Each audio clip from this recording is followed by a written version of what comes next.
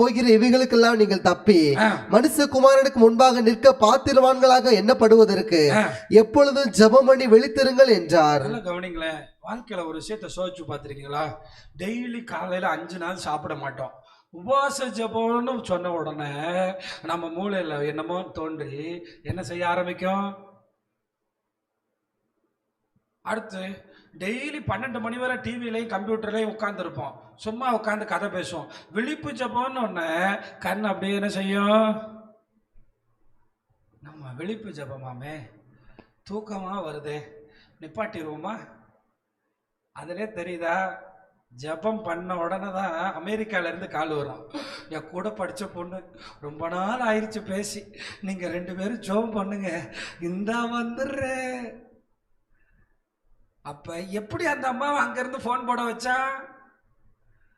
எப்படி கரெக்டாக உங்கள் ஜெப டைமுக்கு ஃபோன் போட்டா?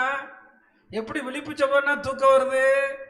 அதை தெரிஞ்சுக்கிட்டு தான் ஆண்டவர் சொன்னார், மகனே நீ காலையில் எந்திரிச்ச உடனே உன் வீட்டுக்கு ஆள் தேடி வந்துடுவாங்க.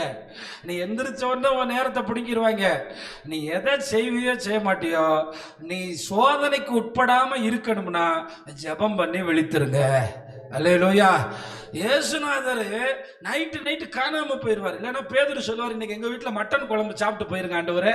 அடுத்து யோவான் சொல்லுவார், எங்க வீட்டில் சிக்கன் குழம்பு நீங்க சாப்பிட்டு நைட்டு எங்க வீட்டில் தங்கணும். யாக்கோபு சொல்லுவார், இன்னைக்கு எங்க வீட்டுக்கு வந்துருங்க. அவர் சொல்லுவார், அதனால ஊழியம் முடிஞ்ச மாதிரி இருக்கும். நைட்டு காட்டுல போயிடுவார். முழங்கால நின்று ஜெபிப்பார். அதிகாலையில வந்தா அற்புதம் நடக்கும். ஏன்னா இங்க விசுவாசிங்க எப்ப ஜெபத்தை நிறுத்துறாங்களோ கடன் வாங்க ஆரம்பிப்பாங்க. எப்ப ஜெபம் செய்யறாங்களோ சுயபலத்தை நம்ப மாட்டாங்க, தேவ பலத்தை நம்ப ஆரம்பிச்சிருவாங்க. அவங்க ஜெபிக்கும் போது தேவன் செயல்பட ஆரம்பிக்கிறத அவங்களே பார்க்க ஆரம்பிச்சிருவாங்க. அதனாலதான் நீங்க எதுக்கு விழிப்பா இருக்கீங்களோ இல்லையோ, மனுஷகுமாரனுக்கு முன்னாடி நிக்க போறதே ஜெபம் தான். அதனால காலையில எழும்பின உடனே தயவு செய்து இந்த சபிக்கப்பட்ட பெட்டியை தொட்டுறாதீங்க. இது அந்த பக்கமாக வச்சுட்டு ஜெபத்தெல்லாம் முடிச்சுட்டு தொடுங்க. ஏன்னா தொட்டு முடிச்சோன்னே 7 மணி ஆயிரும். இதை தொட்டுட்டீங்கன்னா ஆட்டோமேட்டிக்காக டைம் 5 to 7 போயிடும், 6 to 8 போயிடும். அதனால இயேசுநாதர் சொன்னார், இனி சம்பவிக்க போற இவைகளுக்கெல்லாம் தப்பி மனுஷகுமாரனுக்கு முன்னாடி நிற்க பாத்திரவான்களா என்னப்படுவதற்கு ஜெபம் பண்ணி. ஆமாம், அதில் காலையில் ஜெபம் பண்ணாமல் போயிட்டீங்கன்னு வச்சுங்களேன், காலங்காத்தால போய் வேலைக்கு போன உடனே தேவையில்லாத டிக்கெட்லாம் முன்னாடி வந்து அன்னைக்கு நாளை டென்ஷன் ஆக்கிடும். சோதனைக்கு உட்படாதபடிக்கு. அப்போ என்கிட்ட கேட்கலாம், ஜெபம் பண்ணுறவனுக்கு சோதனை வராதான்னு. 40 நாள் ஜெபம் பண்ணவருக்கு சோதனை வந்துச்சு. 3 பால் போட்டான் பிசாசு. கர்த்தர் எல்லாத்தையும் அனுப்பிட்டார். ஹல்லேலூயா. ஏன்னா அவர் ஜெபம் பண்ணிட்டு போனனால எங்கே என்ன பேசணும்னு அவருக்கு ஞானம் இருந்துச்சு. ஆமா, உலகத்தையே தருவேன்னு சொன்னவன குடுறா சாமி, அதுக்கு தாண்டா வந்திருக்கேன், வீடு குடுறா, காசு குடுறா, பணம் குடுறா அப்படி சொல்லல. அப்பாலே போ சாத்தானே. ஏன்னா என்ன பண்ணிட்டு வந்திருக்காரு? ஜெபம் பண்ணிட்டு வந்திருக்காரு. அப்ப முதல்ல சொன்னேன், கடமையில விழிப்பாருங்க. இங்க இருக்க வாலிபர்களுக்கு சொல்றேன், உன்னை நம்பி உங்க அப்பா கஷ்டப்பட்டு படிக்க வைக்கிறார். அவர் ஏன் படிக்க வைக்கிறார் தெரியுமா? அவர் பட்ட அவமானம், அவர் பட்ட கஷ்டம், அவருடைய ஏக்கம், இது எல்லாத்தையும் உன் கடமையை மட்டும் செய், நீ மேல மேல மேல மேல போவ. அதுபோல இயேசுநாதர் கொடுத்த கடமையில விழிப்பாருங்க.